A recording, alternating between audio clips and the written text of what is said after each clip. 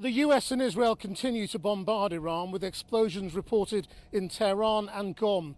Satellite imagery shows damage caused by airstrikes to a drone base in Avaz and military facilities in Isfahan. And in Lebanon, Israel continues to hit the southern suburbs of Beirut, saying it's targeting financial institutions linked to Hezbollah.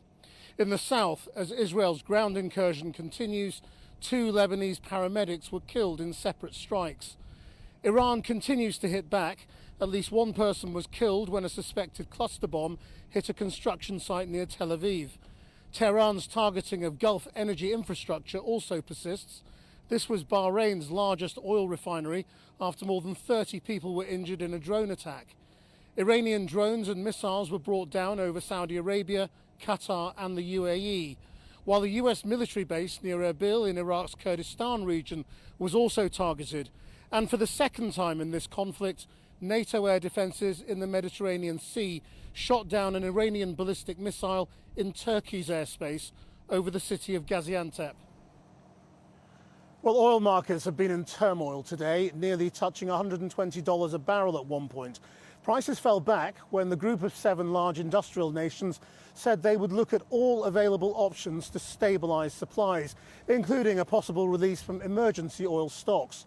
Rachel Reeves and other finance ministers across the world now face rising inflation, slower growth and higher interest rates. Our economics editor Helia Ebrahimi reports on the oil price spike. Panic spread across global markets today as fears grow the war on Iran will lead to a lasting energy shock around the world.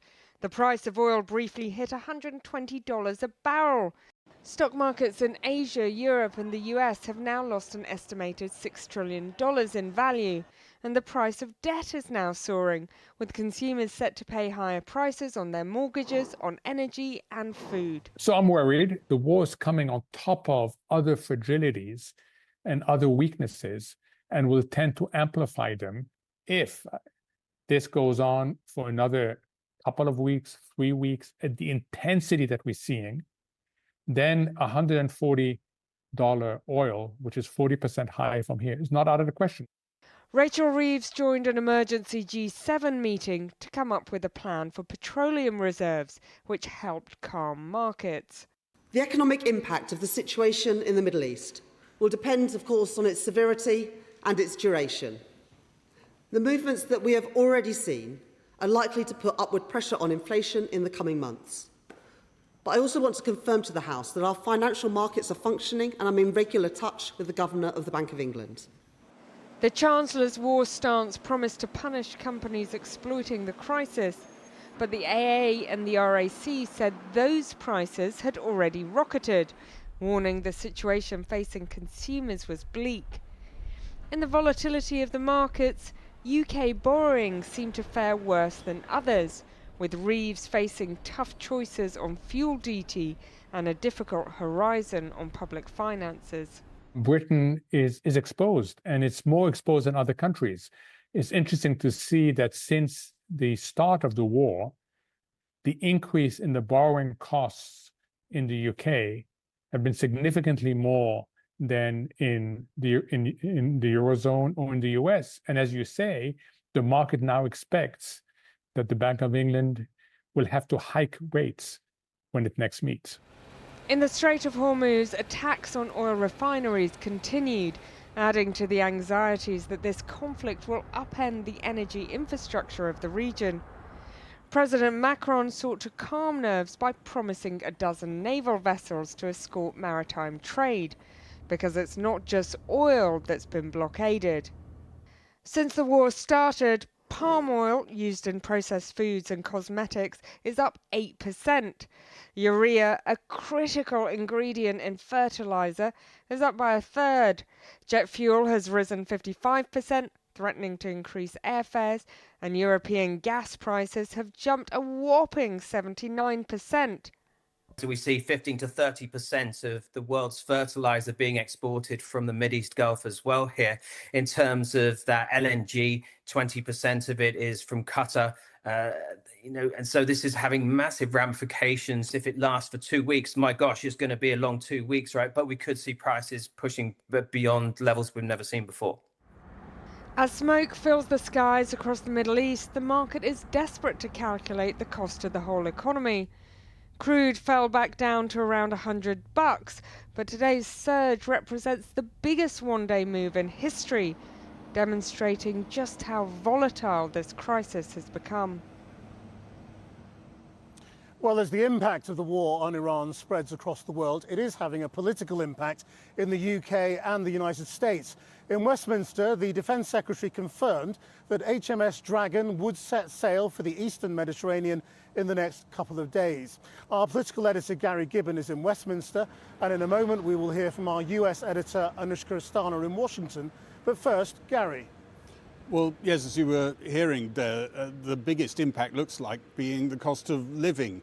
And Rachel Reeves was very candid, as you heard in the House of Commons, saying inflation will likely go up. The government have been pulling apart all the other bits of its message, saying that it was just going to bear down on the cost of living. This is the worst possible news. And as you were hearing in that report, it also has impacts for mortgages and for the cost of government borrowing. It blows a hole through the spring forecast, which was only just a few days ago. The Prime Minister was also out and about today, as well as Rachel Reeves, and the message seemed to be to put some distance between what could be coming down the tracks in terms of bad economic news.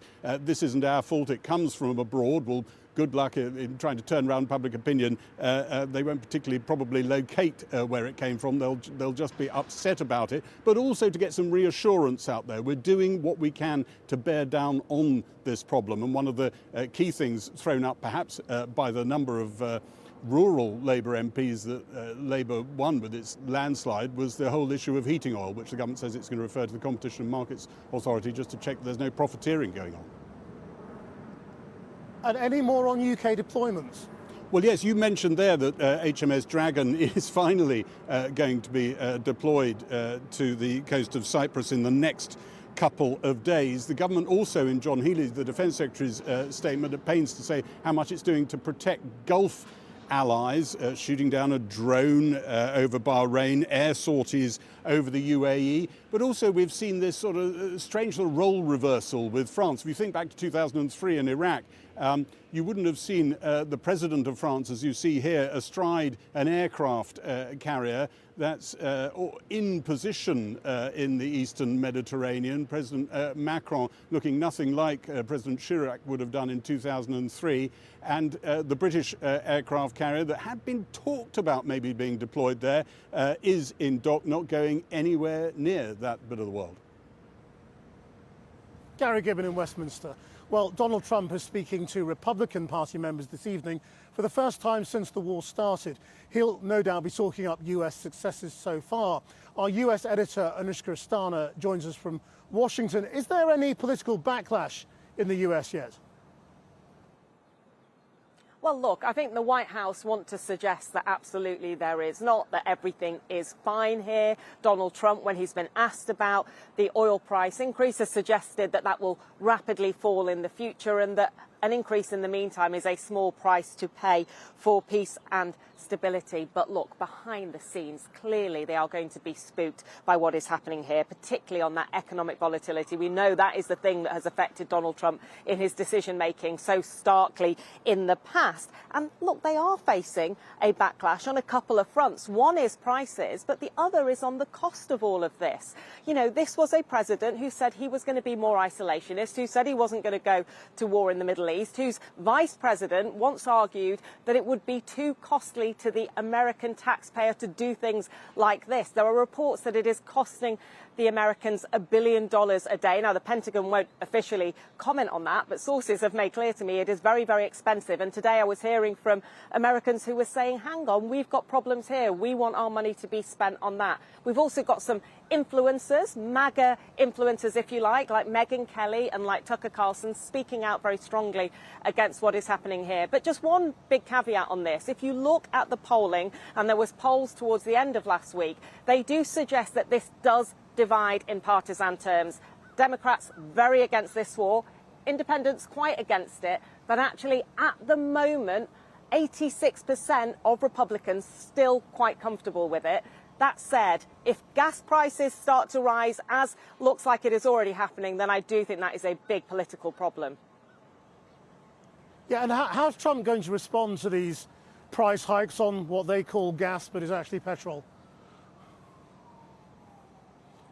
Petrol, sorry. I should mention the right word for us in the UK. Look, this is an economy that, excuse the pun, is pretty much fueled by the motor car. I don't need me, to tell you that Americans love to drive, and every day when they go to the petrol station, they will see the prices. Donald Trump tried to make a big deal out of this in the State of the Union address, saying that those petrol prices were coming down. In fact, they weren't coming down as far as he had said, and now they are starting to go up. People are really worried about that, and among the people who are really worried about it are Republicans, because they're thinking ahead to the midterms, and that is the one thing that their voters absolutely do not want to see. Anushka Stana in Washington. Well, joining me now is the French political consultant and businessman Pascal Lamy, who was head of the World Trade Organization. Thank you for joining us. If this war lasts weeks rather than months, what kind of impact on the world economy do you expect? Well, that's the big economic question, and I will give you a typical economist answer. It depends. Now, it depends on what? It depends on how long this war will last. For the moment, you've got two camps, one that has a very powerful military weapon and the other one that has a very powerful economic weapon, which is oil. And whether this is a matter of weeks or a matter of months, the impact will be different, both in economic terms and in political terms. In economic terms, if it's a short, let's say, a matter of weeks, then the oil shock can be absorbed, softened, and notably by the mobilization of the rather large amount of strategic reserve, which can help containing prices. If it's a matter of month, then it's a very different order of magnitude. And then, as a number of your correspondents have already said, it's a very different ballgame. It's inflation, prices going up, growth hit by this external shock. So far, if we look at the reaction of the financial markets, they seem to be betting on a relatively short war. A few financial elements have changed, but not much, to be very frank. So if you look at financial markets, they bet for a short war. The most important question is whether military people on both sides bet on this equation or on another one. Yes, and so what about what the world can do about it? I mean, the G7 finance ministers held back from an intervention today. Are there enough tools to mitigate the impact of this if it gets worse? Yes, short term, no, long term. And if this was to drag on, this probably would have consequences on financial markets, which would hit the US, and then make Mr. Trump in a worse position for his midterm elections, which might lead to the US stepping back, which is what has happened so far. Each time financial global markets, i.e. the one that own the capital worldwide, have stopped Trump from exceeding his authority, each time he stepped back. Now, whether this will be the case this time, whether we will have to go to this longer test of the relationship he has with markets and the likely results of the midterm elections, that's an open question. Okay, so who does better out of it? I mean, if you think Russia and China seem to be benefiting, is that true? China is not benefiting. China is a large importer of oil. Russia is benefiting marginally insofar as Russia can still sell oil, not to Europe, which has decided to sever itself following the invasion of Ukraine, but to other countries such as India, for instance. So China, no, does not benefit, and it probably has a cost to China geopolitically, given their rather close relationship with Iran. Short term, Russia benefits, which is not good news for us Europeans because it's not good news for Ukraine.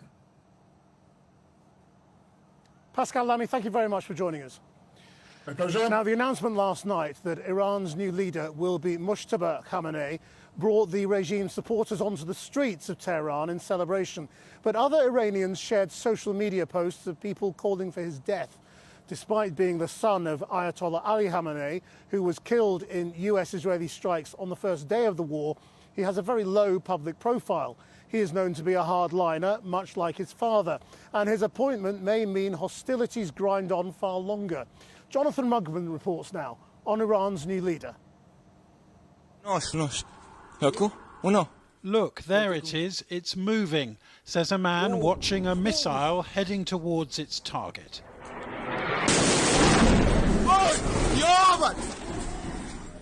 After 10 days of this war, American and Israeli jets are still busy seeking what President Trump has called unconditional surrender.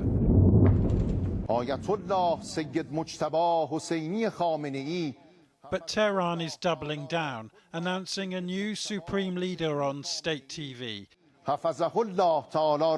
May God preserve him, says the presenter. And for Ayatollah Mujtaba Khamanei, staying alive could be no mean feat, given that Israel declared it would kill any new leader. Here he was in 2024, welcoming Lebanese Hezbollah, long a part of this regime and its so-called axis of resistance.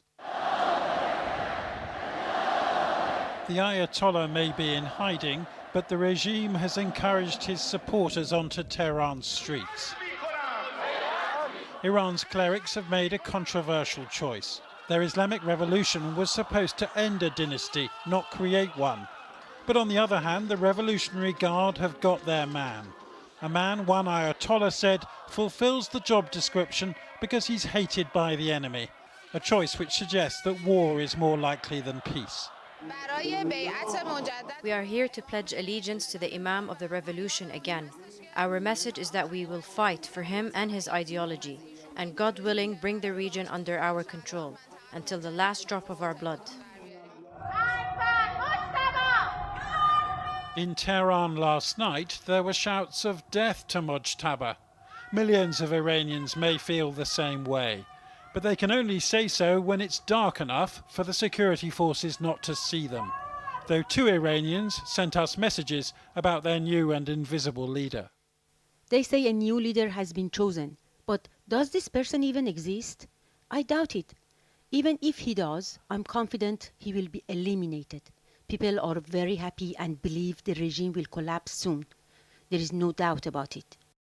It makes little difference who stands at the top. The issue is the regime itself, which has lost legitimacy over the years, a system that many believe is responsible for the country's deep economic, social and psychological crises.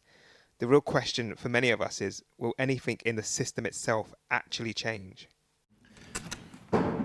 One despot offered his congratulations. Vladimir Putin giving the new Ayatollah Khamenei what he called his unwavering support and solidarity. Russia's a reliable supplier of energy, he said, knowing as he must that his own economy could profit from this crisis.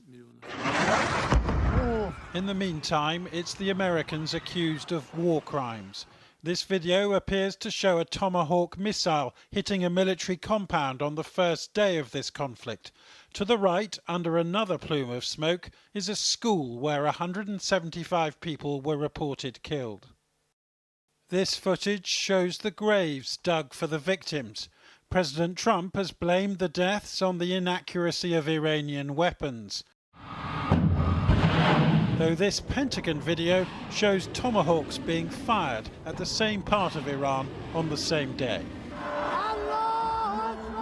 Not that America is about to rein itself in. Here in Isfahan, the bombing continuing close to where hardliners are rallying around their new leader. A president fighting what is arguably a war of choice against a regime battling for its very existence. Jonathan Rugman. Well, Israel has targeted financial institutions in southern Beirut that it says have helped to provide backing for Hezbollah. The Israeli military again warned people to leave the southern suburbs of the Lebanese capital as it launched a wave of strikes. The EU's most senior diplomat, Kaja Kallas, urged Israel to end its operations in Lebanon, and Lebanon's president called for direct peace negotiations with Israel. Our international editor, Lindsay Hilson, is in Beirut. Lindsay. Krishnan, Lebanon has been dragged into this war and the Lebanese government is desperate to drag it out. They appeal to the Americans, please broker negotiations with the Israelis to stop them attacking us. And the Americans apparently just said, sorry, we're not going to do anything, because we think that in the last year you should have disarmed Hezbollah, the military group which is backed by Iran and really acts as a state within a state. And so Israel, it seems, is free to continue its attacks. And the Lebanese government sees all this destruction and all this death and all this displacement. What they are saying is it's not so simple, and there is a danger that we in Lebanon will go back to civil war because there are all these different religions and political parties trying to get along together. It's difficult to sort all that out, to do that delicate negotiation at the best of times. It's pretty much impossible to do it under relentless Israeli bombardment. We're driving towards Dahiyeh, Beirut's southern suburbs. An Israeli strike has just come in. They targeted a branch of Al-Qad al-Hassan, often called Hezbollah's bank, part of the infrastructure of Hezbollah's state within the state of Lebanon. They were just beginning the cleanup.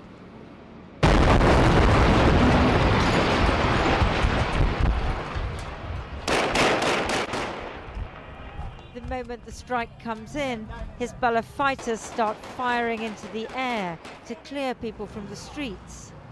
Backed by Iran, they are furious with Israel. But the Lebanese government is furious with Hezbollah, accusing it of provoking Israel and endangering all Lebanese. Every day, Israel strikes Beirut in the south of the country. Government ministers say armed resistance was justifiable in the past when Israel occupied part of Lebanon, but not now. Once the Hezbollah is using its weapons, is launching missiles across the border, this is not resistance anymore. This is giving pretext to the Israeli army to strike and to make attacks against Lebanon. But in the neighborhood where the bank Al-Qad al-Hassan was hit this morning, many support Hezbollah because Israel has been breaking a ceasefire agreed 15 months ago. They're not only bombing Al-Qad al-Hassan, they are targeting buildings randomly. As for our government, it hasn't taken any action about this situation for the last 15 months. These attacks are targeting civilians. Hezbollah has held back for a year and a half, leaving the government to deal with it. But the Israelis are entering every day, bombing houses and assassinating people, not respecting our sovereignty. Hezbollah wants to defend the country and us. They were obliged to attack the Israeli enemy. The Lebanese government feels squeezed between the US and Israel on one side and Iran with Hezbollah on the other. All Iranians linked to the Revolutionary Guards are asked to leave the country. They're asked to leave the country, but these are not people who respond to being asked politely, are they? No, it's not a matter of politely. The issue is being stated in a, let's say, in a firm manner. But they are leaving. Are they leaving? They are. I'm telling you, there are a number of Iranians who left the country, where the process is continuing. I'm telling you, if it was possible for us to dismantle by pushing a button, dismantling the weapons and the military system of Hezbollah, we would have pushed the button very quickly, because we do not see any interest for Lebanon to keep this military infrastructure. Whether they're leaving or not, Israel is still hunting Iranian operatives in Lebanon as the government struggles to assert control over its own country.